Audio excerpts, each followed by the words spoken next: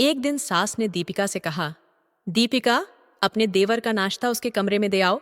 दीपिका देवर का नाश्ता लेकर देवर के कमरे में चली गई। आज पहली बार वह उसके कमरे में गई थी। दीपिका उसके कमरे में गई और चारों ओर देखा। उसका देवर व्यायाम कर रहा था और बदन पर कपड़े नहीं थे। देवर के शरीर को देखकर दीपिका बेहोश हो गई और उनके मन में एक अलग ही इच्छा जाग उठी। दीपिका को लगा कि उसके पति का शरीर देवर के शरीर के सामने बहुत कमजोर है। देवर फर्श पर लेटे हुए व्यायाम कर रहा था। दीपिका अपना पल्लू नीचे सरका है और उससे नाश्ता करने के लिए कहती है। राजीव का ध्यान उसकी ओर आकर्षित हुआ और उसने उसे सिर से पांव तक देखा। दीपिका ने कमर के नीचे साड़ी पहनी थी जिसमें उनका पूरा पेट दिख रहा था। उसे देखकर अब उसकी आंखों में नशा छा गया और उसने अपनी भाभी के साथ जो किया उसका पता आगे चल जाएगा। हेलो दोस्तों, मेरा नाम दीपिका है और मेरी उम्र 18 साल है। मेरा जन्म एक गरीब परिवार में हुआ था। मेरे माता पिता मजदूरी करके घर चला रहे थे और मैं उनकी इकलौती बेटी थी। मैंने हमेशा सोचा था कि एक दिन मैं एक अमीर परिवार में शादी करूंगी जहां सब कुछ आरामदायक होगा। जैसे ही मैंने अपनी स्थिति का सामना किया, मैं बेहतर जीवन की कामना करने लगी।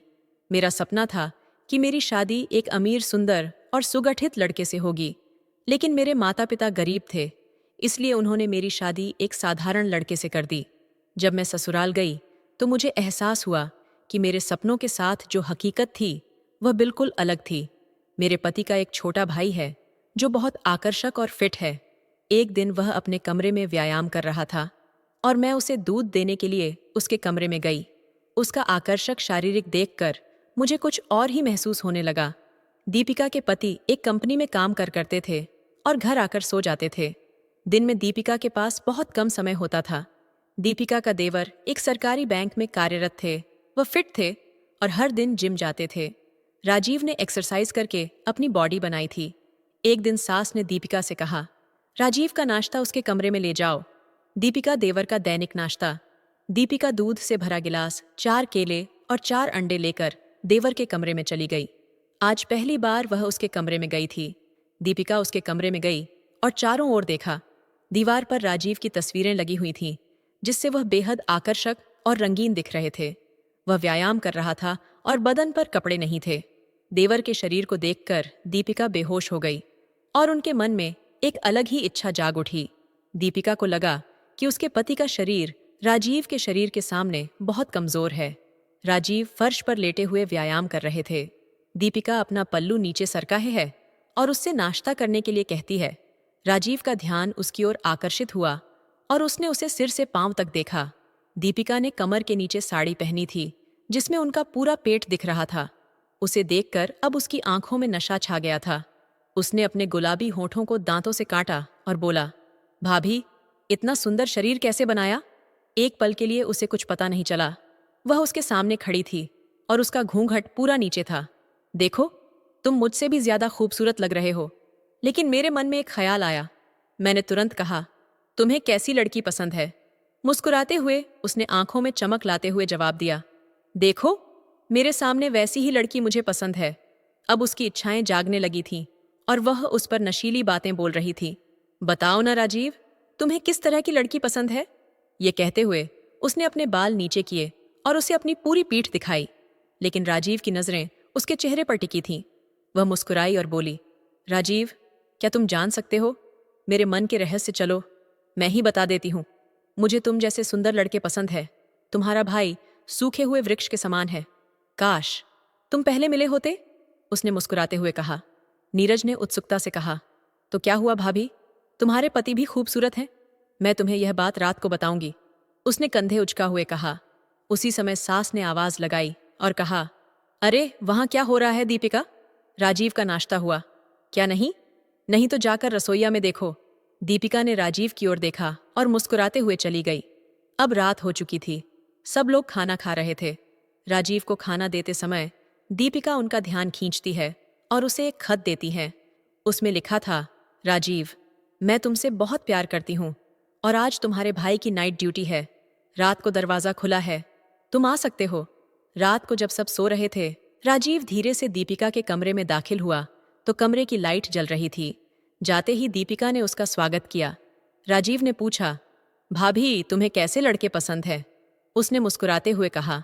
उसने राजीव को कसकर गले लगाते हुए कहा, मुझे तुम्हारे जैसे लड़के पसंद हैं। फिर राजीव बोला, मैंने बहुत सी लड़कियों को गले लगाया है, लेकिन मैंने तुम्हारे जैसी खूबसूरत औरत को कभी नहीं देखा। दीपिका उसे पागलों की तरह देख रही थी और उसके चेहरे पर एक अलग ही भाव था। दोनों पसीने से तर हो रहे थे। तब उसके पति नाइट ड्यूटी पर थे। अगले दिन सुबह दीपिका के पति छुट्टी पर थे, तो उसने कहा, चलो दीपिका, थोड़ा बाहर चलते हैं, कहीं ठंडी हवा में। लेकिन वह वहीं रुक गई और बोली, नहीं। उन्होंने कहा, पहले तो बहुत जिद्द करती थी, मुझे कहीं घुमाने ले चलो। पहले तो ऐसा नहीं करती थी, तुम मुझे कहीं मत ले जाओ, मुझे आज आराम करना है। लेकिन अब दीपिका राजीव को छोड़कर कहीं नहीं जाना चाहती थी, हमेशा उसके करीब रहना चाहती थी। लेकिन अब दीपिका नीरज को नजरअंदाज कर रही थी। वह अपने पति की रात की ड्यूटी के बारे में बात करती थी, लेकिन जब राजीव घर पर होता था तो वह किसी हाथ भी लगने नहीं देती थी। कहती थी, मैं बहुत थक चुकी हूं और अब सोना चाहती हूं। एक दिन दीपिका के पति नीरज को उस पर शक हुआ। उसने नाइट ड्यूटी पर जाने का बहाना बनाया और घर के बाहर रुक गया। जैसे ही दीपिका को लगा कि नीरज काम पर जा चुका है, उसने राजीव को अपने कमरे में बुला लिया। लेकिन अचानक ही दरवाजे की घंटी बज उठी। दीपिका को लगा कि नीरज काम से लौट आया है और उसने जल्दी से राजीव को बिस्तर के नीचे छिपा दिया। जब नीरज ने दरवाजा खोला तो उसने राजीव को वहीं रंगे हाथों पकड़ लिया। गुस्से में आकर उसने दीपिका को जोर से थप्पड़ मारा। इस पर दीपिका ने अपनी गलती छुपाने के लिए सारा दोष राजीव पर डाल दिया।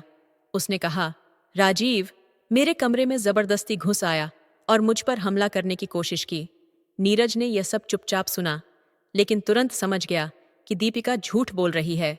नीरज ने गुस्से में राजीव से पूछा, तुम यहाँ कैसे आए? जिस स्त्री को तुमने छुआ है वह तुम्हारी भाभी है। तुम दोनों ने रिश्तों की सारी सीमाएं लांघ दी हैं। मैं अब इसे सहन नहीं कर सकता। दीपिका को मैं तलाक दे रहा हूं।